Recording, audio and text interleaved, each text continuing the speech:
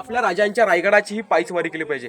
रायगड रोपे पायी मार्ग बंद, रायगडाचा पायी मार्ग बंद आहे, त्यामुळे तुम्ही कालाच्या अभावाने रोपणच यावं लागलं तुम्हाला किल्ल्यावरती. पण खरोखर किल्ल्यावरती आल्यानंतरच किल्ल्याची जाणीव होते आपल्याला, आता अशी किल्ल्याची जाणीव होत नाहीये. हा रायगड अखंड गड आहे 1200 एकरचा. रायगड पूर्ण फिरायचं म्हणलं तर 2 दिवसही कमी पडते, एवढा मोठा रायगड किल्ला आहे. वरचा प्लेन बघा 100 एकरचा. या 100 एकरावरती आहे तरी काय, तर मोठमोठ्या 350 इमारती, 11 तलाव आणि 84 पाण्याच्या टाक्या. या रायगड किल्ल्याचं आधीचं नाव होतं रायरीचा डोंगर. आणि रायरीचा डोंगर छत्रपती शिवरायांनी 15 मे 1656 ला जावळीचे चंद्रा मोरे यांच्या ताब्यामधून युद्ध करून जिंकून घेतला. परंतु 15 मे 1656 ते 1670 पर्यंत या रायगडावरती बांधकाम चालू होते. मग अखंड रायगड बांधण्यासाठी लागले 14 वर्ष. आणि 14 वर्षांमध्ये ज्याने रायगड घडवला, ज्याने रायगड कायला पाषाणामध्ये बांधला, ते म्हणजे हिरोजी इंदुलकर. पण तुम्हाला सर्वांना माहिती असेल की ज्याने प्रेमाचा प्रतीक तो ताजमहल बांधला, त्यांचे हात कलम केले. परंतु ज्याने आपल्या मराठ्यांची राजधानी आपला रायगड बांधला, त्यांच्या नावाची पाटी आपल्या रायगडावर लावण्यात आलेली आहे. सेवेचे थाई तत्पर हिरोजी इंदुलकर. हा आपल्या महाराजांचा इतिहास आहे. आता आपण ज्या गेटमधून आतमध्ये आलात ना, हे गेटचं नाव आहे इतिहासामध्ये मेना गेट. आता मेना म्हणजे मेन नाहीये, मेना म्हणजे पालखीचा प्रकार. छत्रपती शिवरायांच्या राण्या ह्या पॅगमेन मेन्यामध्ये बसून येणं जाणं करायचा हा मेना गेट आहे. ह्या मेना गेटला लागून ही पूर्ण आडवी भिंत आहे. ह्याच्या आतमध्ये तुम्ही एक माल पाहिलात किंवा हे लाईनीमधले 6 माल पहा, सर्व सेमच आहेत, कारण की भेदभाव हा प्रकार नव्हता. ह्याला राणी महाल बोलतात. राजांच्या राण्या किती होत्या तुम्हाला माहिती आहेत का?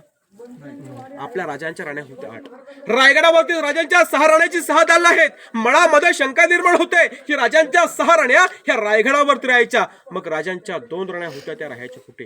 राजांची पट आणि सहीबाई साहेब बरोबर आहे, या राजगडावरती राहायच्या. दुर्दैवाची गोष्ट, सहीबाईने रायगड पाहिलाच नाही, कारण की संभाजीराजे 1.5 ते 2 वर्षाच्या असताना सहीबाईंचं राजगडावरती निधन झालं. आणि पुतला राणी ह्या राष्ट्रमाता जिजाऊंच्या सभेला खाली पाचरगाव आहे, त्या पाचरगावमध्ये राहायच्या. बाकी 6 राण्यांची 6 दालनं रायगडावरती बांधण्यात आलेली आहेत. राण्यांची नावं सांगतो: सहीबाई, सोयराबाई, सगुणाबाई, गुणवंताबाई, सकवाराबाई, लक्ष्मीबाई, पुतलाबाई आणि काशीबाई अशा राजांच्या राण्या होत्या 8. राजकीय हेतू, राजकीय कारण असल्यामुळे राजे नामांत घराण्यातल्या 8 मुली केल्या. हे आपल्या राजांचं 18 करण्यापाठचं राजकारण आहे. या राणीमालावरती पहा, पूर्ण ह्या रायगडावरती पहा, तुम्हाला कुठल्या ठिकाणी छप्पर पाहायला भेटणार नाही. रायगडावरच नव्हेच मित्रांनो, तर आपल्या महाराष्ट्रामध्ये जेवढे गड तुम्ही पाहिला असाल, तर बऱ्याच ठिकाणी तुम्ही गडावरती गेला असाल, गड पाहिला असाल, तर गड किल्ले तुम्हाला सर्वांना पडक्या आवाजामध्ये पाहायला भेटतात. त्याचं पाठचं कारण माहिती? मराठे हे कुणासमोर झुकले ना वाकले, या उक्तीप्रमाणे तुम्ही कदाचित ऐकलं असेल की अंधाराला घाबरत नाही, त्या उजेडाची साथ आहे, मोढेल पण वाकणार नाही. ही मराठाची जात आहे, कारण की शेवटपर्यंत लढा हा फक्त आणि फक्त आपल्या मराठ्यांनी दिला होता. तेव्हा त्यांच्या लक्षामध्ये आलं हे मराठे हमारे सामने झुकते क्यों नाही. तेव्हा त्यांच्या लक्षामध्ये आलं ह्यांचा असा एक राजा होऊन गेला, छत्रपती शिवाजी महाराज.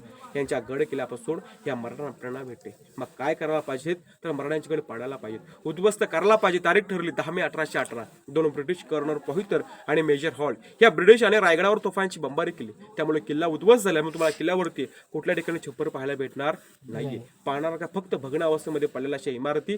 पण कल्पना करा या रायगडाचं वैभव कसं असेल, फक्त आपण या ठिकाणी कल्पना करू शकतो.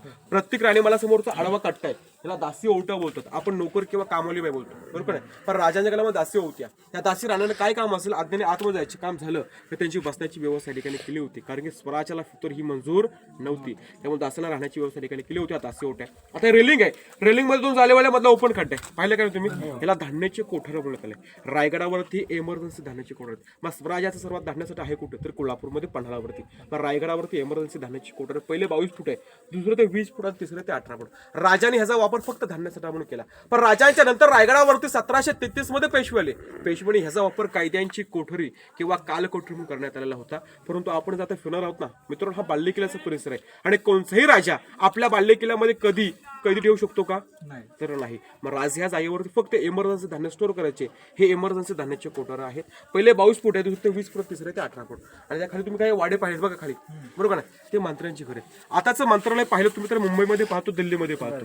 पण आपल्या सर्वांसाठी अभिमानाची आणि गर्वाची गोष्ट अशी आहे की 16व्या शतकातलं प्रथमतः मंत्रिमंडळ हे छत्रपती शिवरायाने स्थापन केलं होतं, बरोबर नाही. त्या मंत्र्याची राहण्याची निवासाची व्यवस्था ही खाली करण्यात मंत्र्यांची घरं आहेत. हे महाराजांची मंत्र्यांची वाडे. आता आपण सर्वजण ज्या ठिकाणी आपल्या राजाने अखेरचा प्राण ज्या चौथऱ्यावरती सोडलाय, तो चौथरा इथे आतमध्ये पहिलाच आहे. त्यामुळे चौथऱ्याच्या वरती कोणीच चालणार नाही. त्या राजवाड्यामध्ये आपण सर्वजण जाऊया.